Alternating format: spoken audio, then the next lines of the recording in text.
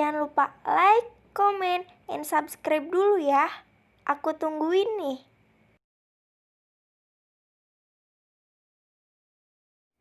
Thank you. Happy for watching. Assalamualaikum warahmatullahi wabarakatuh. Perkenalkan, kami dari kelompok 5 akan mempresentasikan materi tema 5 mengenai dinamika pelanggaran hukum, yaitu norma dan sanksi. Sebelum itu, perkenalkan, nama saya Pipit Fitriani dari kelas 12 AKL 2. Di sini saya akan menjelaskan mengenai norma. Pelanggaran terhadap satu ketentuan hukum merupakan pelanggaran terhadap aturan atau ketentuan yang mengikat warga masyarakat, atau sering dikenal dengan norma. Norma tersendiri merupakan kaidah atau aturan yang berlaku bagi manusia, yang berisi perintah, larangan, dan sanksi antar manusia dalam suatu kelompok. Pada hakikatnya, masyarakat yang melakukan pelanggaran akan memperoleh sanksi sesuai aturan atau norma yang dilanggarnya. Perkenalkan, nama saya Rizka Fitri Ramdhani. Saya berasal dari kelas 12 Akuntansi 2. Di sini saya akan menjelaskan tentang apa itu pengertian sanksi. Sanksi memiliki berbagai pengertian seperti 1. Menurut Black's Law Dictionary, sanksi merupakan sebuah hukuman atau tindakan memaksa yang dihasilkan dari kegagalan untuk memenuhi undang-undang.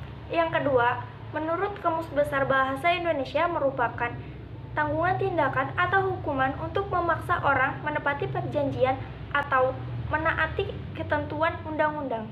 Yang ketiga, menurut Hans Kelsen, sanksi didefinisikan sebagai reaksi koersif masyarakat atas tingkah laku manusia atau fakta sosial yang mengganggu masyarakat.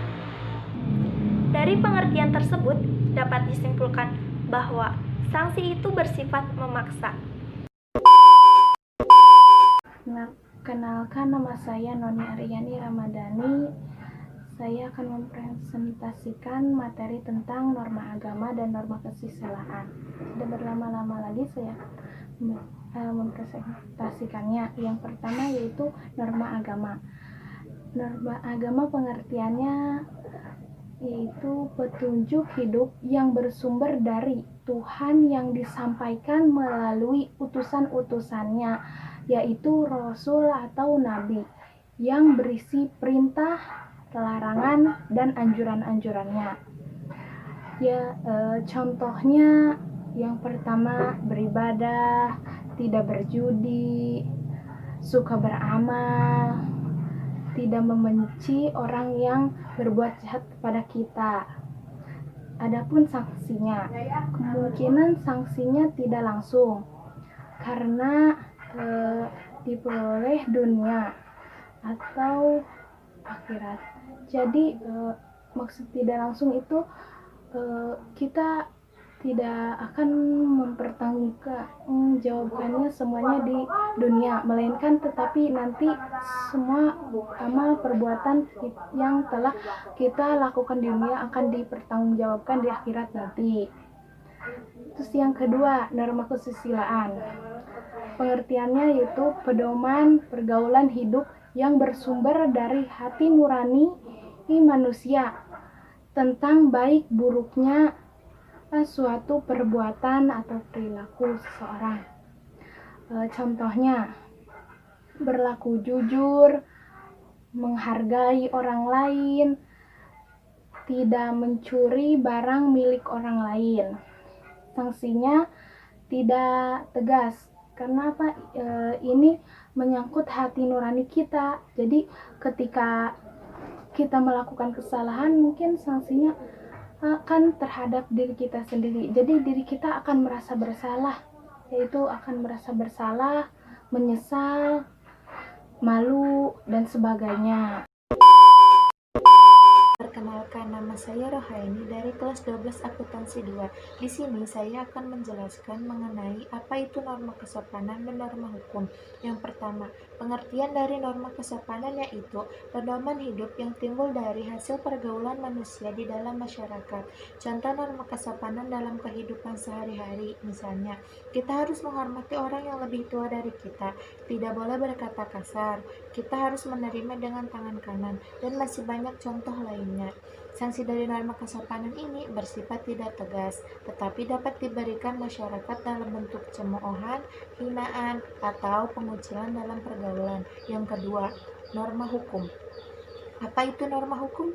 Pengertian dari norma hukum yaitu pedoman hidup yang dibuat oleh badan berwenang untuk bertujuan mengatur kehidupan manusia dalam berbangsa dan bernegara.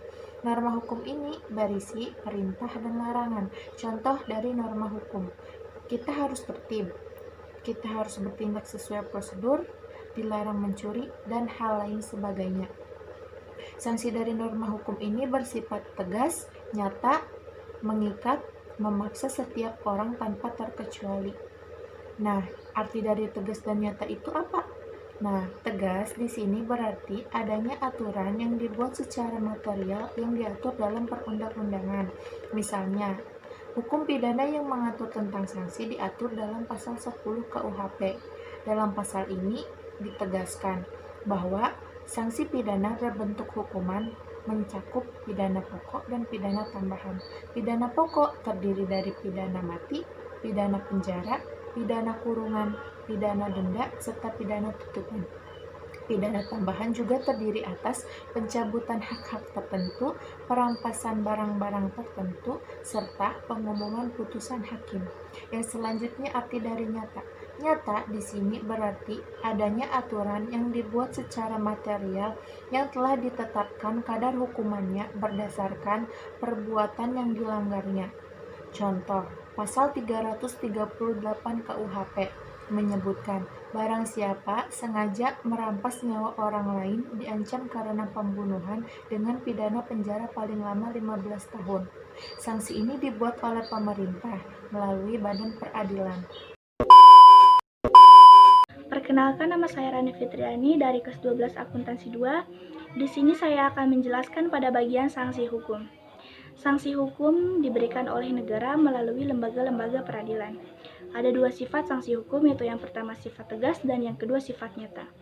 Sifat tegas berarti adanya aturan yang telah dibuat secara material, telah ditetapkan dalam peraturan perundang-undangan. Misalnya, hukum pidana mengenai sanksi telah ditetapkan pasal 10 KUHP. Dalam pasal tersebut ditegaskan bahwa sanksi pidana berupa hukuman. Sifat tegas dibagi menjadi dua bagian, yaitu yang pertama pidana pokok dan yang kedua pidana tambahan. Pidana pokok terbagi di atas pidana mati, pidana penjara, pidana kurungan, pidana denda, dan pidana tutupan.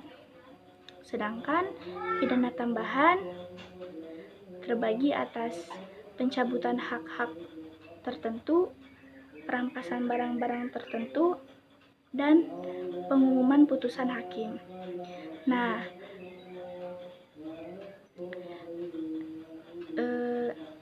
sifat yang kedua yaitu sifat nyata